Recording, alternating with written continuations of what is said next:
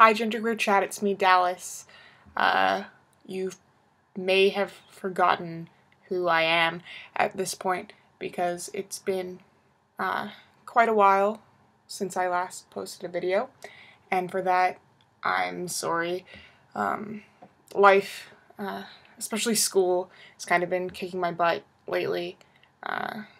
We're coming up to exams, but this week I just happened to have a little bit of free time, so wanted to make a video because the topic this week is something that I feel connected to. Also, there's just been a lot going on in my life, and I figured I should maybe keep you guys in the loop because it's actually, like, genderqueer chat is actually a community that I really care about, even though you don't see my face that often. So, things that have happened. I got a new computer. It's a MacBook Pro, so I'm hoping that that'll make making videos a little bit easier because the editing software is a bit more accessible than on my old PC. I got it for the government because of my disability as a student, so that's pretty cool. Also, tomorrow is my 21st birthday on the 25th of March. It's like Christmas in March. But yeah, so that's exciting. Kind of to go into the bonus question that Joe picked for the week. On Friday, Mark and I, my partner, went and saw Penn & Teller perform. It was my birthday present for my parents. If you don't know who Penn & Teller are, they're magicians. They're the really big one and the one who doesn't talk. I love them a lot, and it was really exciting to get to see them. I actually got to meet them. I'm gonna splice some pictures in of that here.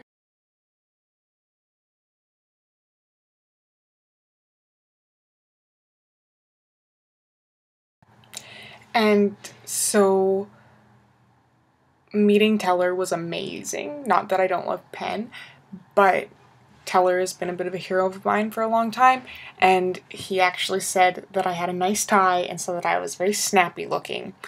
And then shortly after that I cried because it was so exciting.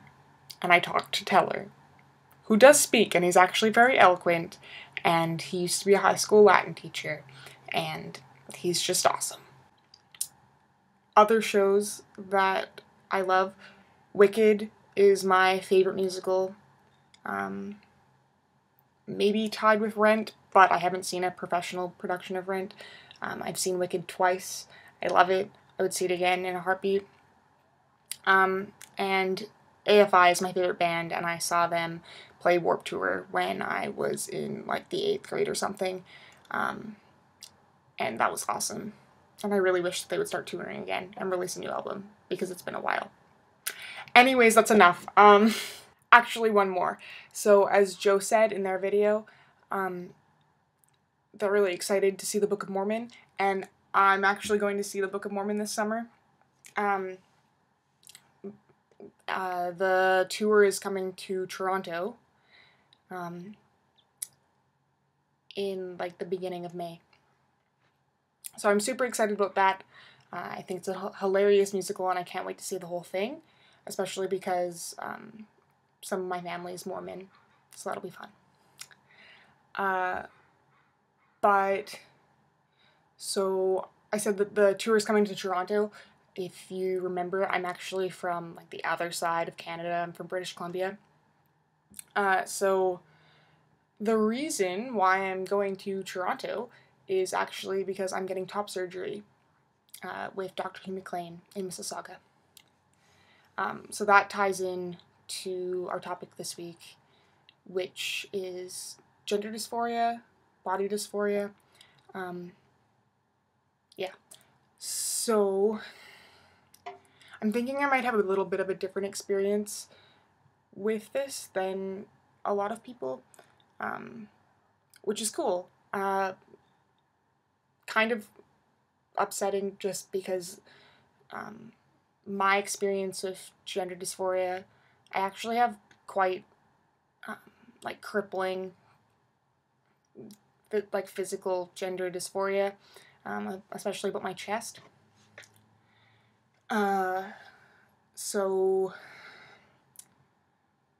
I don't know, it's easier to talk about now because I have a plan, and hopefully it's gonna get fixed, and I'm gonna get surgery, and I'm hoping that that'll make it a lot better. But yeah, it's pretty severe. I bind every day.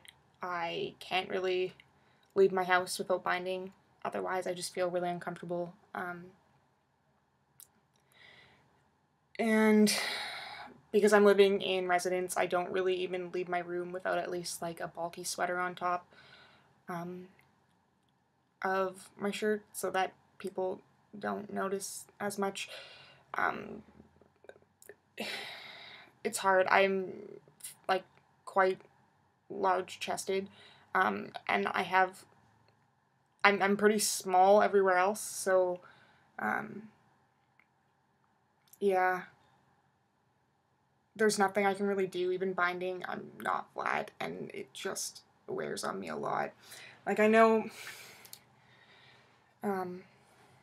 Joe was talking a little bit in their video about, in some ways, like, viewing their body parts as gender neutral, because they're gender neutral, and therefore, like, their body parts are not female because they're not female, per se. I wish I could feel like that. Yeah, I really don't. For me, my experience, mostly, like, my female body parts feel like female body parts on my body that's not supposed to be female. So that's where my dysphoria stems from, because I feel like I'm not supposed to have this female body, and yet here it is, and I can't take it off, and I can't get away from it. My dysphoria has definitely progressed as I've come more and more into my identity. So, like, at the start, it was mostly I had dysphoria about other people perceiving me as female based off of my anatomy. So they would see my chest and they would automatically know that I was female. And that was triggering and upsetting. But if there was no one around, I could deal with just being me and my body. But over time, as I've been binding longer and longer, I just feel more and more uncomfortable in my own skin. And I feel like part of that is that there's this chronic awareness of my body when I'm binding. So as much as other people can't see it, so they're not misgendering me as much, it makes me more and more aware that I'm constantly having to do this and make these adjustments so that I can be perceived the way that I want to perceive myself and have others see me, if that makes any sense.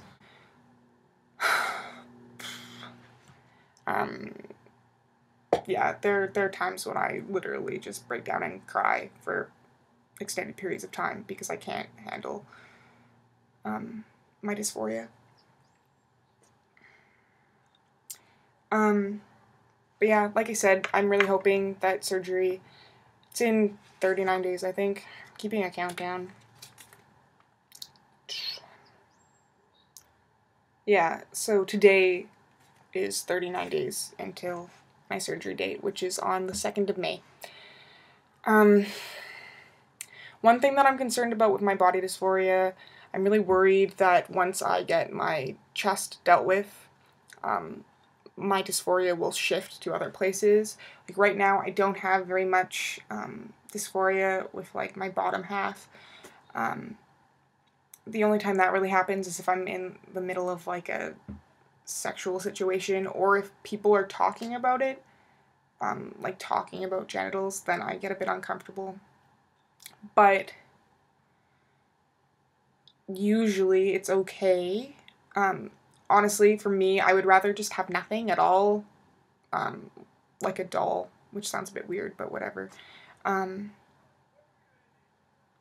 for the majority of the time, which isn't an option, so that sucks because there's nothing I can do about that.